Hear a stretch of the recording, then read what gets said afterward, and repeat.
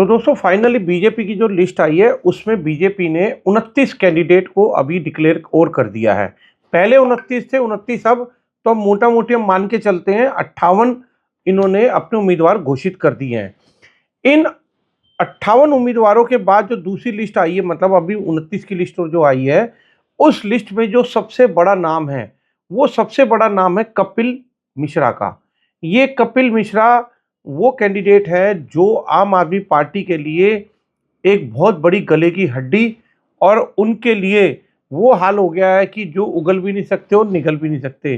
तभी उनकी पार्टी की तरफ से कपिल मिश्रा के ऊपर ज़्यादा अटैक नहीं होते हैं, क्योंकि कपिल मिश्रा उनकी हर एक कमजोरी को जानते हैं, और कपिल मिश्रा के साथ भिड़ना इनके लिए कहीं ना कहीं बड़े दर्द की बात है, और उस दर्द को ना ये बता सकते हैं ना ये कह सकते हैं। तो दोस्तों फाइनली अब जो बीजेपी की लिस्ट आई है उस लिस्ट में कपिल मिश्रा जी करावल नगर से चुनाव लड़ रहे हैं, वो वहाँ के उम्मीदवार हैं, और वहाँ के अंदर उन्होंने वहाँ क्या पूरी दिल्ली के अंदर काफ़ी अच्छे तरीके से अपनी पार्टी को एकजुट करने के लिए काफ़ी काम करे हैं। उन्होंने एक फंड भी बनाया था, आपको याद होगा, पीछे जो दंगों के अंदर मारे गए थे कुछ लोग, उनको काफ़ी अच्छा फंड उन्होंने पैसा इकट्ठा करके दिया भी था। और अब अगली सीट इनकी एक और आती है बीजेपी की, जो हम ये कह सकते हैं कि ये थोड़ी बड़ी सीट होगी। तो दोस्तों बड़ी सीट को लेकर के अब हम एक है तिमारपुर की सीट।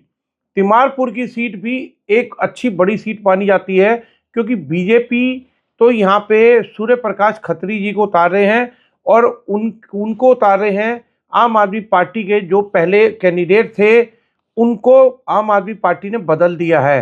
कारण क्या था कि उनके एरिया में तिमारपुर क्षेत्र के अंदर आम आदमी पार्टी की एंटी इनकम्बेंसी, क्योंकि उन्होंने पूरे साल के अंदर काम किया ही नहीं था। जनता उनके पास जाती थी और वो लारे लप्पे दे के जनता को टरका देते थे, जिसकी वजह से इन्होंने एक चुनाव से पहले इन्होंने एक सर्वे किया था तिमारपुर का, और तिमारपुर में उस सर्वे के अंदर आम आदमी पार्टी के सिटिंग एमएलए को के खिलाफ पब्लिक की काफ़ी नाराजगी थी। उस नाराजगी को देखते हुए आम आदमी ने भी पार्टी ने भी अपना कैंडिडेट बदला। तो बीजेपी ने भी अपना एक स्ट्रॉन्ग कैंडिडेट उतारा है। सूर्य प्रकाश खत्री जी पेशे से एक वकील हैं और बीजेपी के पुराने कार्यकर्ता है, और एक बहुत अच्छे अधिवक्ता भी हैं, और बहुत ही अच्छे इनके ग्राउंड पे इनकी पीआर बहुत अच्छी है, पर्सनल रिलेशनशिप बहुत अच्छी है। तो दोस्तों बीजेपी ने अब की बार अपने कैंडिडेट काफ़ी चुन चुन के निकाले हैं, और उनके चुन के निकालने के अंदर एक नाम और सामने आ रहा है त्रिनगर से तिलक राम गुप्ता जी का। तिलक राम गुप्ता जी का भी काफ़ी अच्छा बैकग्राउंड है, वो एक काफ़ी बिजनेस क्लास फैमिली से आते हैं, और उनका काफ़ी एक बड़ा रुतबा है। चांदनी चौक से जहाँ से हमारे नॉर्थ दिल्ली के आते हैं सांसद जी, उनके एरिया से जो उतारा गया है वो सतीश जैन जी को उतारा गया है। ये भी एक बिजनेसमैन के परिवार से आते हैं, और काफ़ी अच्छा इनका रुतबा है, और बिजनेसमैन जितनी भी मार्केट है चांदनी चौक की, उस पूरी मार्केट के अंदर उनका एक काफ़ी अच्छा प्रभाव है, और उस प्रभाव की वजह से वहाँ पे बीजेपी का जीतने के चांस काफ़ी अच्छे हो रहे हैं, क्योंकि बीजेपी ने उस एरिया में एज अ सांसदी के तौर पे काफ़ी काम भी किया है। तो देखते हैं दोस्तों आगे चल के कि बीजेपी किस तरीके से करेगी। अब मैं आपके सामने एक दो चीज़ें और पेश करना चाहूँगा जो आपको चीज़ें समझ आएंगी। अभी क्या हो रहा है कि केजरीवाल जी जो है रोज़ बीजेपी पे एक नया अटैक करने का सोचते हैं, और उनका नया अटैक उनके ऊपर ही कहीं ना कहीं भारी पड़ जाता है, क्योंकि जो वो अटैक कर रहे हैं वो अपने खुद के लिए परेशानी का सबब बन रहे हैं। अब जैसे इन्होंने करा, मैं अब क्योंकि चुनाव का समय सारे नेता एक दूसरे के ऊपर आरोप प्रत्यारोप की राजनीति तो चलती है, उसके अंदर केजरीवाल जी ने ये कहा है कि भाजपा को चुनाव से पहले झुग्गियों का वोट का फिर से जमीन तैयार कर रहे हैं, क्योंकि बीजेपी पर झुग्गियों को झुग्गी वासियों को बहलाने और फुसलाने को लेके इन्होंने काफ़ी बड़ा प्रहार किया है केजरीवाल जी ने। अब आ जाते हैं जो केजरीवाल जी के ऊपर काफ़ी बीजेपी नेताओं ने अटैक करे हैं। अब उनमें एक नाम आता है अजय आलोक। अजय आलोक जी का कहना है केजरीवाल जी रंग रंग के उनकी रग रग के अंदर कपट भरा हुआ है। तो मैंने कहावत है ना कि जैसे हम कहते हैं कि भाई तेरी तो रग रग में कपट भरा हुआ है, तू तो महा झूठा, महा फरेबी, महा लुच्चा, हर चीज मतलब जो आती है ना वो रग रग में कपट के कहने से आ जाती है।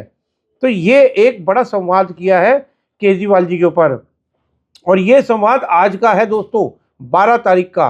अब 12 तारीख के ही और संवाद मैं कुछ आप लोगों को बताता हूं। बीजेपी के नेता हैं हरदीप पुरी जी, काफी बड़े सेंट्रल मिनिस्टर हैं, और हरदीप पुरी जी का कहना है केजरीवाल की गारंटियों पर हरदीप पुरी जी ने एक बहुत बड़ा तंज कसा है। उन्होंने कहा है कि केजरीवाल ने जो 10 गारंटियां दी हैं वो 10 गारंटियां कोकली खोखली हैं, क्योंकि वो कहते थे कि 24 घंटे बिजली आएगी जो नहीं आती। उन्होंने कहा था 200 यूनिट बिजली फ्री देंगे, पर उसके बदले 38% का पीपीएसी चार्ज लगा दिया।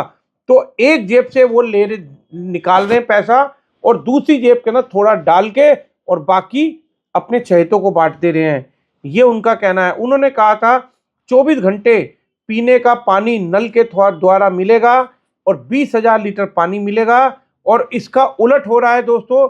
पानी आ रहा है गंदा सड़ा हुआ, नलकों में तो पानी भी नहीं आता, जहां आता है वहां सड़ा हुआ आता है। उसके अलावा ये 20,000 लीटर फ्री कहते हैं, दुनिया के लाखों रुपए के बिल इन्होंने जानबूझ के बना दिए हैं, ताकि चुनाव के लिए जनता को डरा के और उनसे कहा जाए तुम मुझे लेके आओ दोबारा और मैं तुम्हारा 20,000 ये जो लाखों का बिल है माफ कर दूंगा। तो भाई साहब इनसे ये पूछिए, अगर आपको पता था कि जनता का लाखों रुपए का बिल आ रहा है, आपने उसको पहले से माफ करने की प्रक्रिया क्यों नहीं करी? क्योंकि जनता के सामने आप जाके ये उदाहरण दे सकते थे कि देखो जी आपका बिल गलत आया, मैंने उसको ठीक कर दिया, आप मुझे वोट दो ना दो वो आपकी इच्छा है। ये होती है तरीका।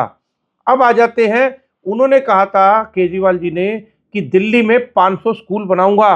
500 स्कूल छोड़ो, 5 स्कूल नहीं बनाए हैं उन्होंने दिल्ली के अंदर। जो भी है क्लासों को अपग्रेड करने की कोशिश करी है, कुछ क्लासों को दिखाया है, कुछ के अंदर छप्पर के अंदर क्लासेस डाल के दिखाई है, कुछ मॉडर्न करने की कोशिश करी है, पर जो उन्होंने वादे किए थे वो वादे धरातल पे तो उतरे ही नहीं है। ये है 12 तारीख का हरदीप पुरी जी का बयान। अब आ जाते हैं अगला बयान। आज का ही 12 तारीख का एक बयान और आता है, जिसमें वहां पे उन्होंने कहा कि उन्हें झुग्गी वालों से प्यार नहीं है, उनकी अमीरों की पार्टी है। ये कहना केजरीवाल जी का है। पलटवार तो करेंगे करेंगे। तो अरविंद केजरीवाल जी ने कहा कि शकूर बस्ती की झुग्गी बस्ती के इलाके में प्रेस वार्ता के दौरान भाजपा पर गंभीर आरोप लगाए हैं। अरविंद केजरीवाल जी ने कहा है कि हमने देखा कि कैसे उनके भाजपा नेता झुग्गियों में सो रहे, 5 से 10 साल सोने तक नहीं दिया उनको, 1 महीने से उनको झुग्गियों में सोने तो बिल्कुल नहीं दे रहे। मतलब अनगरल कोई बातें, बेफजूल की, बेसिर पैर की बातें उनको बोल रहे हैं। उनसे कोई पूछिए, आज रात के 12 बजे आप रोडों पे जाएं, सड़कों पे जाएं, कितने गरीब लोग बेचारे पटरियों पर सोने के लिए मजबूर हैं। आपने रैन बसेरा को लेके क्या किया, इसका कोई जवाब नहीं है केजरीवाल जी के पास। क्योंकि रैन बसेरा के लिए उन्होंने काफी बड़ा फंड भी अलॉट किया था, और कहां गया वो फंड? 2800 करोड़ रुपए के करीब, या 2000 से 2800 करोड़ का अमाउंट जो जमुना जी के लिए आपने लिया था, कहां गया वो पैसा? कहां यूज किया उस पैसे को? क्योंकि जमुना जी की हालत जो 10 साल पहले थी आज उससे ज्यादा बुरी हो चुकी है। तो दोस्तों इस तरीके से नेताओं का आरोप प्रत्यारोप एक दूसरे पे चल रहा है, और इसके अंदर दिल्ली में इस बार बहाव की लहर है, ये कहना है। बीजेपी वाले भी ये कह रहे हैं, आम आदमी पार्टी वाले भी ये कह रहे हैं, कांग्रेस भी ये कह रही है। और वहीं पे कपिल मिश्रा जी का कहना है कि करावल नगर की जनता और करावल नगर के अंदर आज की डेट में बीजेपी की तो लहर दौड़ पड़ी है, वहां से आम आदमी पार्टी का पत्ता तो साफ है। ये कहना कपिल मिश्रा जी का आज 12 तारीख को 12:06 के ये उनकी वक्तव्य है। तो दोस्तों, बड़ा ही इंटरेस्टिंग चुनाव है। आप मेरे चैनल पे बने रहिएगा और सुनिएगा, काफ़ी अच्छी, इंटरेस्टिंग और चटपटीदार खबरें आपको हम देते रहेंगे। एक रिक्वेस्ट है आपसे कि चैनल को सब्सक्राइब जरूर करिएगा। धन्यवाद।